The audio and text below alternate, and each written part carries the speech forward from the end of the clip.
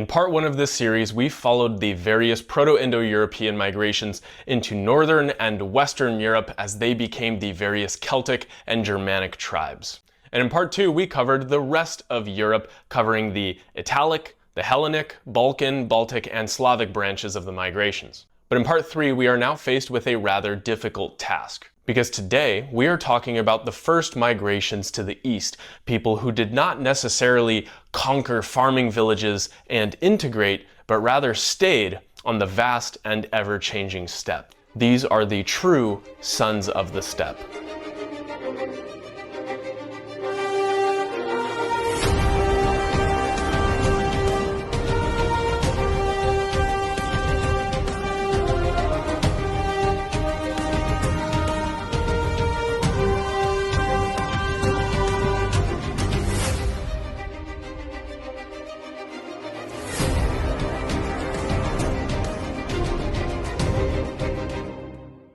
Just to be very candid with you guys for a moment, I have been running into so many difficulties with this script. I've had to rewrite it like 3 different times because there is no simple formula to follow when talking about the nomadic steppe peoples. Because it's not a matter of some Yamnaya mixing with European farmers and then creating a new culture, developing civilization, and then they become the Italians. There are so many different factors that play on the steppe, and because of this, power is never held for very long, and because of the lack of real agriculture, there's not a lot of stability. They don't create a lot of like lasting civilizations, which would lead to modern nations, at least not in a very straight line like that. So this video is going to look a lot different, but I'm going to be doing my best to try and simplify it and make it as easy to follow as possible, and my wonderful editor Aaron is going to be doing his best to try and trace and locate the movements of these people who in reality never stopped moving. Second thing that I want to note is because movement never really stops on the steppe,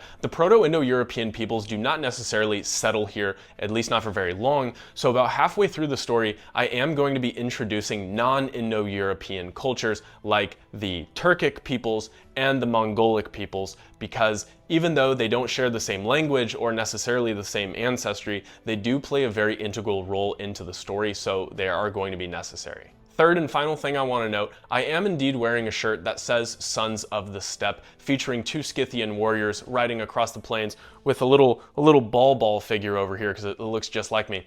At least that's what everybody keeps telling me on Instagram and TikTok. This is part of a greater Mythic Vitalism collection that I have created with Constantine Graphics Co. If you guys are interested, you can go check out the whole line. I'll leave a link in the description. We've got shirts, crew neck sweatshirts, hoodies, the whole 9, and we also have 2 designs. We have this one, the Sons of the Steppe. We also have a second design that we have called Sanguis Christianus Vetus, meaning Old Christian Blood, paying homage to the Visigothic descendants of Iberia. If you guys are interested after the video, I would love if you would go check out the line, see if there's anything that you like. Now with this incredibly long and drawn out prologue coming to an end, let's jump in to the first migrations on the Pontic-Caspian steppe. Around 3300 BC, the Yamnaya are the last fully unified phase of the Proto-Indo-Europeans, the horse-riding pastoralists living across what is now Ukraine and southern Russia, carrying a unique blend of Eastern and Caucasus hunter-gatherer ancestry. Their language and lifestyle will eventually shape Europe and Asia and much of the Near East for centuries to come. But while some Yamnaya moved west into Europe, another group moved east, far east, about thousands of miles east. Around 3300 to 3000 BC, a small band of Yamnaya migrants crossed the Kazakh steppe and entered the region around the Altai Mountains in what is now Xinjiang, China, southern Siberia, and western Mongolia. Archaeologists call them the Afanasyevo culture, and genetically, they're almost a perfect copy of the Yamnaya. They're essentially like a sibling population. They have no farmer ancestry, there is no outside steppe influence just yet. They are essentially a carbon copy, thousands of miles to the east. During the same time period, a portion of the Yamnaya migrated to the Volga-Ural region of the steppe, forming the Poltavka culture. This was during the same time period that some Yamnaya peoples moved west, mixing with local farming populations and creating the corded ware culture. However, a few hundred years later, around 2500 to 2200 BC, the corded ware moved back east, interacting with the eastern Poltavka, and a new culture emerges even closer to the steppe. These are the Sintashta people living on the border of what is today Russia and northern Kazakhstan. They are essentially the result of western migrated and northern migrated Yamnaya who picked up about a quarter of farmer ancestry along the way. And this would actually serve them greatly as it taught them the importance of agriculture for stability and longevity.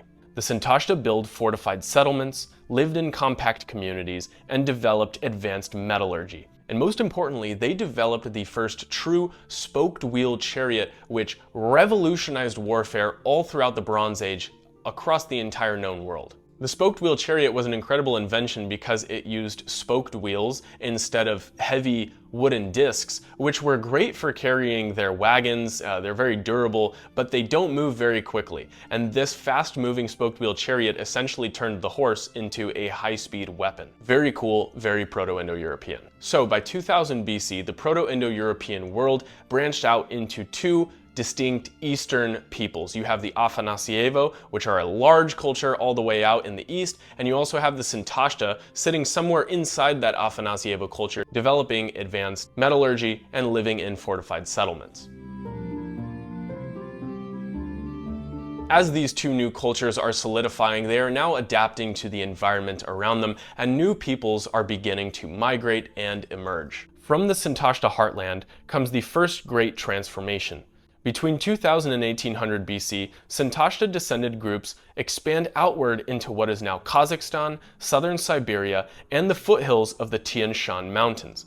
Archaeologists call this vast cultural network the Andronovo Horizon. These were not necessarily scattered tribes, but more of a vast interconnected network of peoples who shared similar culture and customs and language. They carried with them the Sintashta legacy of horse riding culture and chariot warfare. And the Andronovo are also the strongest archaeological candidate for the Indo-Iranians, the people who would eventually give rise to the Zoroastrian religion, as well as the Iranian language. While the Andronovo push east and south, another branch of the Sintashta world evolves on the western steppe.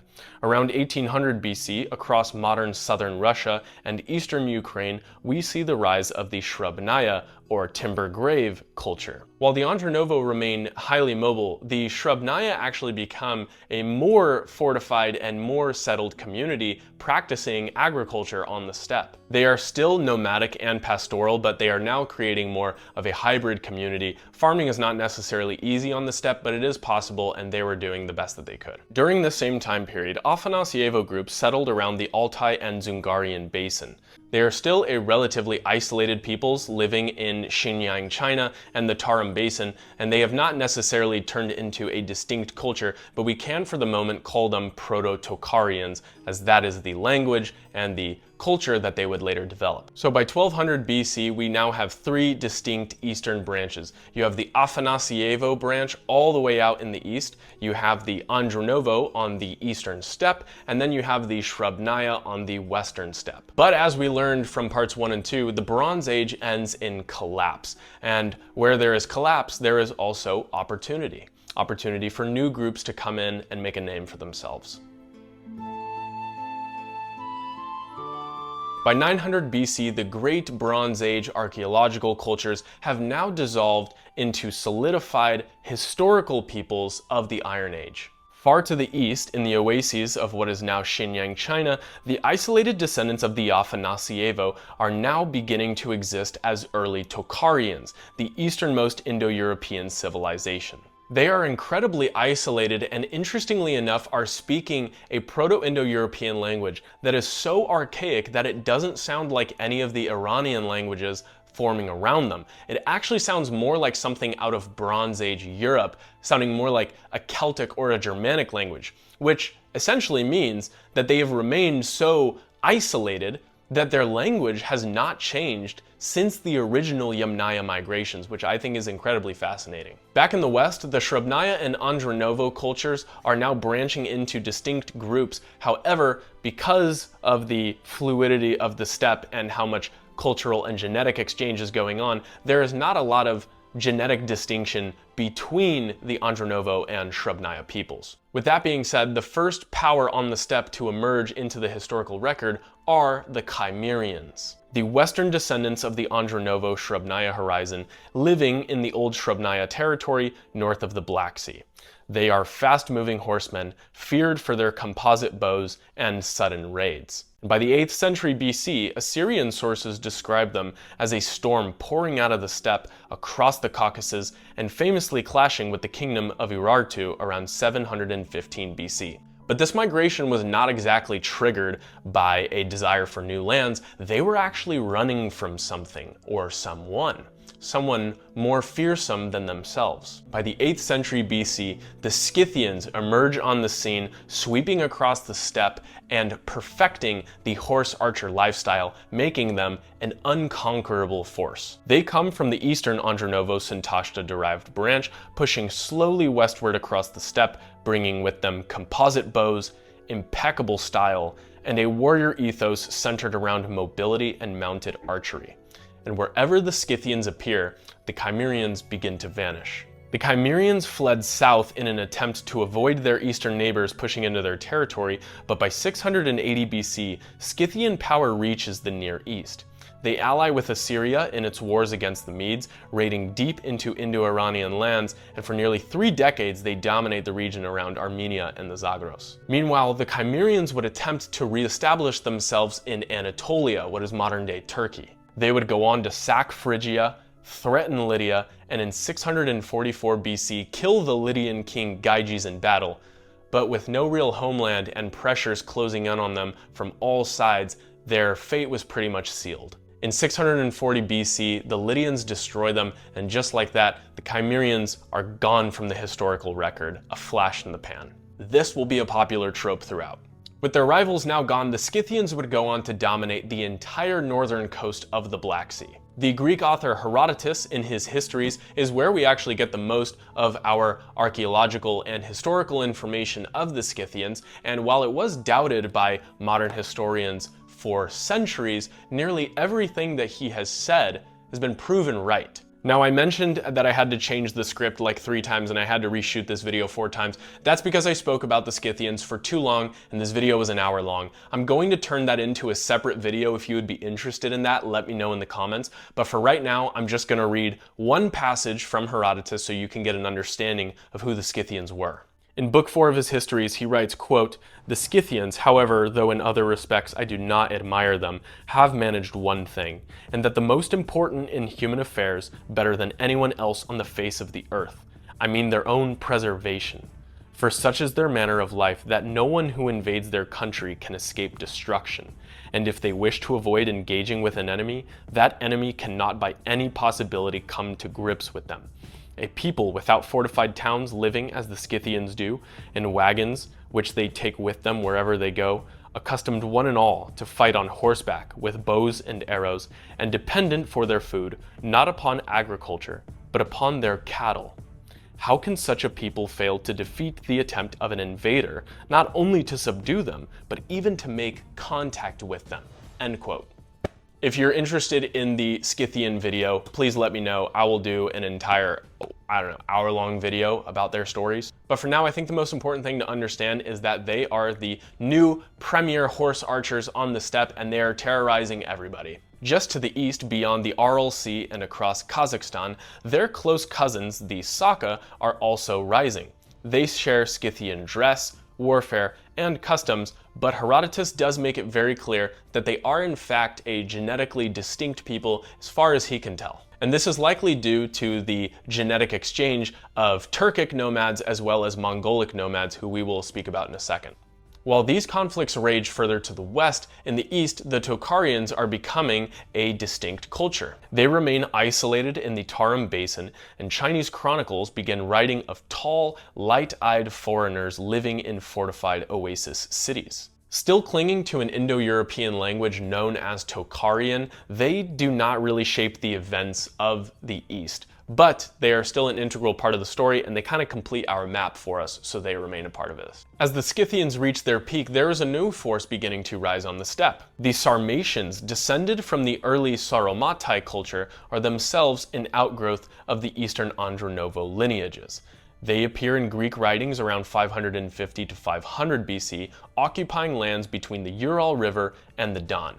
And I do have to tell one story from Herodotus. Herodotus says that the Sarmatians come from the intermixing of the Scythians with the Amazons, who are essentially an offshoot of the early Sauromatai culture. The story goes that the Sauromatai had women warriors who rode with them just as well as the men, and they were called Amazons. And the Amazons would frequently war with the Greeks, and after one famous unsuccessful battle, the Amazons were forced to retreat near Scythian lands, and a group of Scythian men were sent out to find these women, attempt to make contact with them, and try to marry them and have children with them, which would obviously breed some pretty powerful children.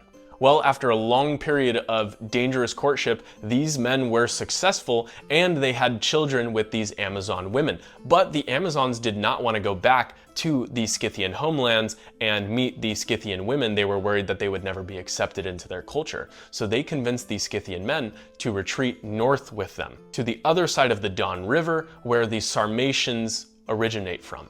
And this is the story of where the Sarmatians come from. Part Scythian, part Amazon, and I think it's true. One more thing I wanted to say really quickly. I know you guys are already in the comments saying that I'm pronouncing Scythian incorrectly, but actually Scythian is the anglicized version of Scythian. Scythian remains closer to the original Greek pronunciation, which would have been Skytai or Skolotoi, which is what the Greeks would have referred to the Scythians as, and possibly what they would have called themselves, though we're not really certain. But the reason I say Scythian is because I think it's closer to the original pronunciation. But if you still want to correct my pronunciation, please go ahead and drop me a comment. I will see you in chapter 4. So by 500 BC, the beginning of the Classical Age, we now still have 3 distinct Indo-European branches. To the west, you have the Scythians and the Sarmatians who dominate the steppe. You have the Saka further to the east, and all the way in the Tarim Basin of China, you have the Tocharians. For a moment in history, all 3 worlds coexist, but power on the steppe never lasts for long. By 450 BC, the Greeks know the Scythians very well. By this point, this is around the time when Herodotus would have been touring Scythia, interacting with these peoples, and writing everything that he wrote in his histories. The Scythians and the Greeks also were engaging in lots of trade. The Greeks would trade grain and wine and pottery in exchange for mercenaries and slaves, though they weren't necessarily slaves in the traditional sense. They were more like indentured servants. You see, the Scythians would serve as mercenaries for the Greek army, and they would also serve as a sort of law enforcement or police force in major polises like Athens. The Scythians had no real political interests in regards to the Greek way of life, so they really made perfect cops because they were like a completely unbiased people. They just were told what to look out for and they did their job. However, by about the mid-4th century BC, 350 BC, Scythian power is starting to fracture slightly. Their king Aetius was over 90 years old, and he was starting to run his mouth a little bit, saying things to King Philip II of Macedon that he wasn't necessarily that great of a leader, and this was pissing him off. Also, decades of raiding in and around Greek colonies had sort of weakened their power and drained a lot of Scythian resources. In 339 BC, in an attempt to secure his borders and exact revenge for some offhanded comments made about him, Philip II marches north to fight the Scythians. He defeats the Scythians in a decisive battle, killing their king Aetius, and though Philip does not necessarily conquer Scythia, as nobody truly could, he does fracture them internally. From this moment on, the cohesion between the various Scythian peoples was never really the same, and they would never again be the great masters of the steppe. Their golden age had come and gone, and Macedon was now the new rising power to the south, and the Sarmatians were the up-and-coming power on the steppe. And out of the eastern Sarmatian branches comes a new distinct group of people known as the Alans. By the 1st century BC, they dominate the North Caucasus and become the premier heavy cavalry on the steppe. Romans, Persians, and everyone in between knows their name, and they would reshape the events of Europe and the Near East for the next couple centuries to come. While the Sarmatians dominate the steppe, the east is exploding with upheaval. The Xiongnu Empire, a massive nomadic confederation comprised of Mongolic, Turkic, and Saka-related tribes centered in Mongolia, push westward under pressure from Chinese campaigns. The Xiongnu ruled the eastern steppe from about 200 BC to 100 AD, but after the turn of the century, their empire already began to destabilize because trying to keep all of these people in one group is just impossible. They are steppe nomads. They don't want to bow to a leader. By about 50 BC, the Alans reach the Danube and clash repeatedly with Rome. They develop a distinct identity, like I said, being the new elite cavalry on the steppe, and Roman authors are writing about the Alans in very much the same way that Greek authors were writing about the Scythians. The Sarmatians still exist, but the Alans are now the new superpower, even though they are Sarmatian-descended peoples. For the next 150 years, the Alans would be the dominant force on the western steppe, reaching the peak of their power around 200 AD. But all the while, another steppe group is coming into prominence just as the Alans are hitting their stride. The Huns, rising from the eastern steppe, descended from a northern branch of the Xiongnu, erupt out of the Central Asian plains, moving west into the lands of modern Mongolia, and then Kazakhstan, and eventually reaching Eastern Europe. Many of the Alans flee across Europe, joining the Goths and Vandals, with some settling in Gaul, which is modern-day France, and others in Spain and North Africa. But some Alans did not flee, and they actually held out in the mountains of the Caucasus. I wonder what will become of them. Fast forward to 400 AD, and the Huns now dominate all of the western steppe from the Caucasus to the Carpathian Mountains. And then comes Attila. From 434 to 453 AD, Attila rules the Huns at their peak. He raids deep into the Balkans, forcing the Eastern Roman Empire to pay him tribute, and even later launches an invasion in Gaul, fighting the Romans and the Visigoths. But like all steppe empires that are primarily built on momentum and a charismatic leader, they too begin to completely fracture as soon as their leader dies. Their subject peoples then break free, and the Hunnic confederations essentially dissolve overnight. Another flash in the pan. Couple hundred years, but that's kind of a flash in the pan in history, right? At the same time, the easternmost Indo-Europeans, the Tocharians, face their own slow erosion. New Turkic-speaking nomads formed around the Altai region begin moving into the Tarim Basin. The Tocharian oasis kingdoms shrink under this pressure, surviving mainly through trade along the Silk Road. And as the Xiongnu Confederation fractures in the east, much like the Roman Empire did in the west, the Rouran come in, sweeping across Mongolia, taking on the role as the barbaric invaders from the north, just like the Germans did to the Western Roman Empire. By the early 400s AD, the Rouran had established themselves as the new dominant force in Mongolia, filling the void left by the Xiongnu collapse and ruling over the other Turkic and Mongolic groups in the area. By 500 AD, the steppe now looks completely different. The Scythians are effectively gone, the Sarmatians are gone, the Alans have fled across Europe, the Saka are now absorbed by various Turkic and Mongolic peoples, and the Tocharians are slowly losing power to Turkic peoples migrating into their territory. It's not really looking good for the Indo-Europeans at this point. In 552 AD, a new power erupts out of the Altai Mountains, the Gökturks. They overthrow the old Rouran Khaganate, establishing the first great Turkic empire and seize control of the Silk Road. The Gökturks expand rapidly, covering a giant swath of land from Kazakhstan in the west to the northern borders of Persia in the south, through northern China, all the way to the Pacific Ocean.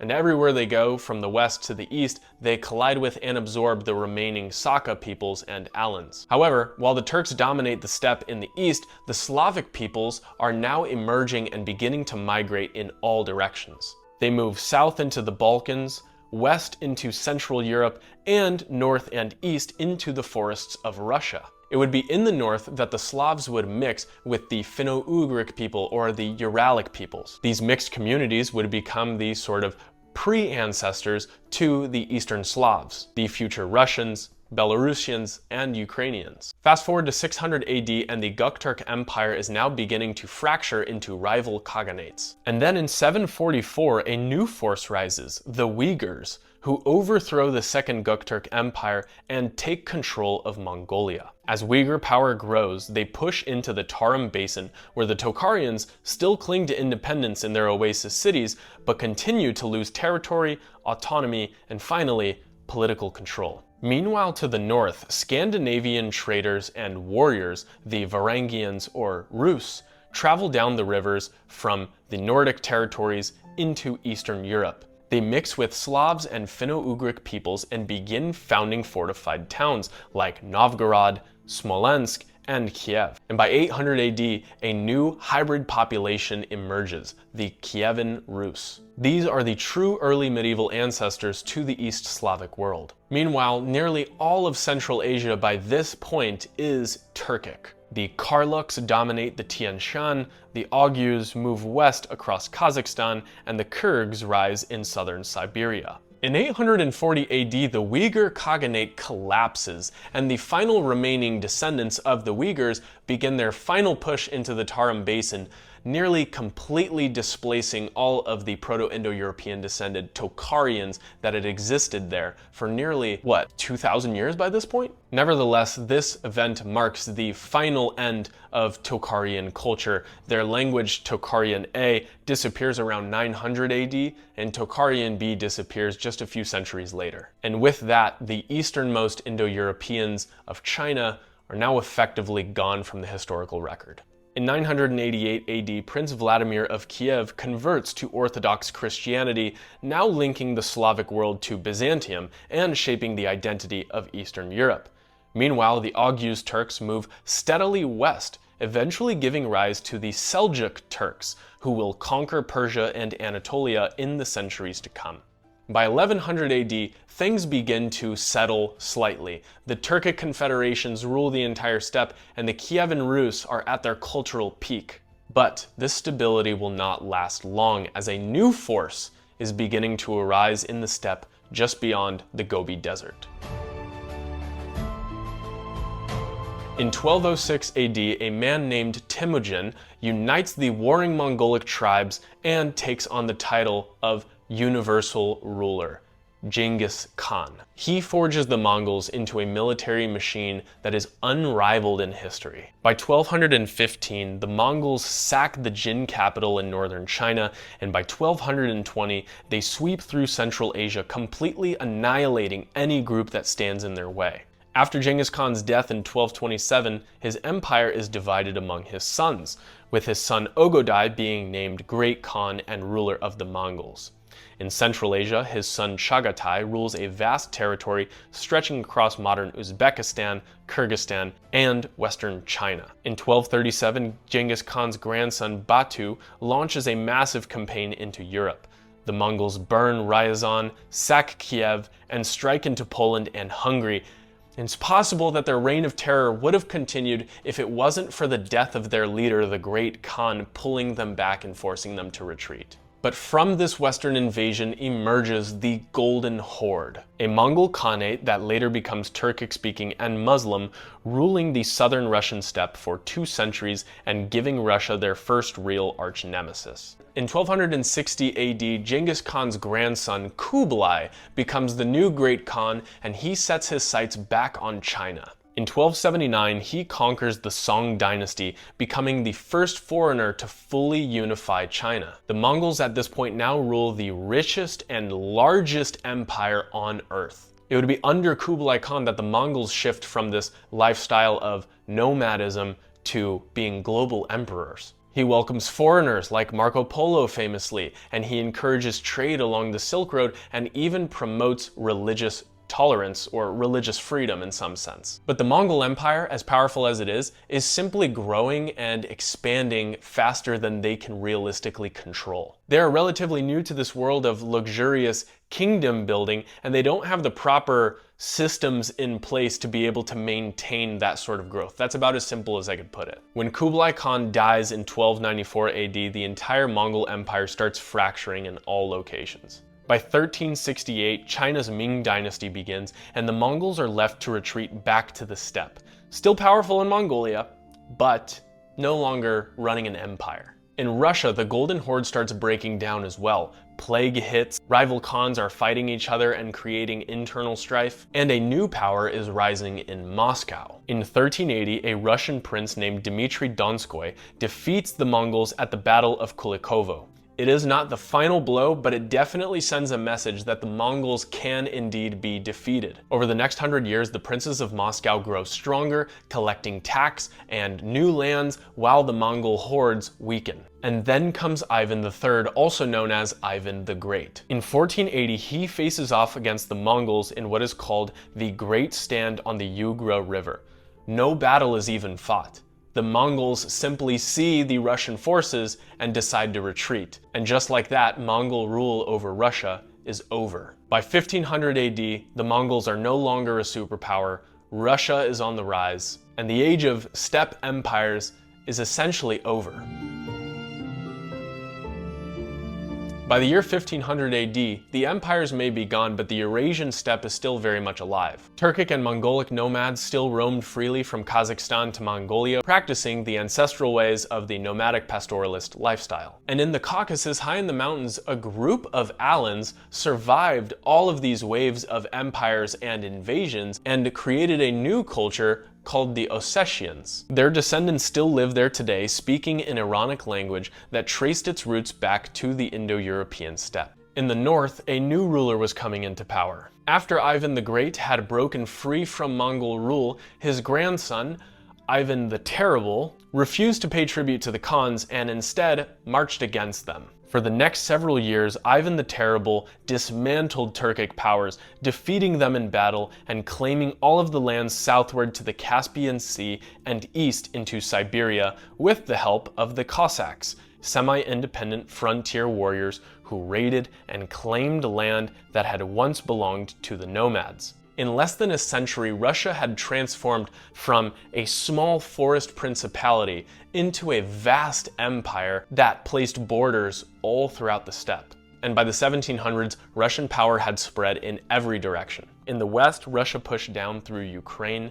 In the south, they clashed with the Ottomans and Persians in the Caucasus Mountains. And in the east, they conquered Kazakhstan, Kyrgyzstan, Turkmenistan, absorbing all these regions into their growing empire. They were constantly facing resistance from these nomadic Turks, but the technological gap was widening and their warfare styles couldn't keep up with the new technologies of the Russians. The Russians had cannons and high-powered rifles, and the Nomads, while they did have access to firearms, of course, they still relied primarily on swords and bows. By the early 1800s, the land that had once belonged to the free roaming nomads of the steppe had been divided into imperial provinces governed by peoples who never lived on the steppe. Fast forward to 1917 and the Russian Empire has collapsed in revolution, and in its place rose the Soviet Union, an even more powerful and centralized regime. And if the Russian Empire had conquered the steppe, the Soviets sought to erase it entirely. Nomadic life was declared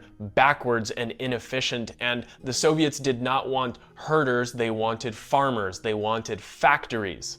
Religion, tradition, and seasonal movement were seen as dangerous and antithetical to the modernist revolution. In Kazakhstan, entire populations were forced to abandon their way of life and settle permanent villages or collective farms where their herds were seized and they were forced to farm. In the 1930s, this forced sedentarization led to a massive famine, killing over 1 million people. And the same story played out everywhere across the steppe.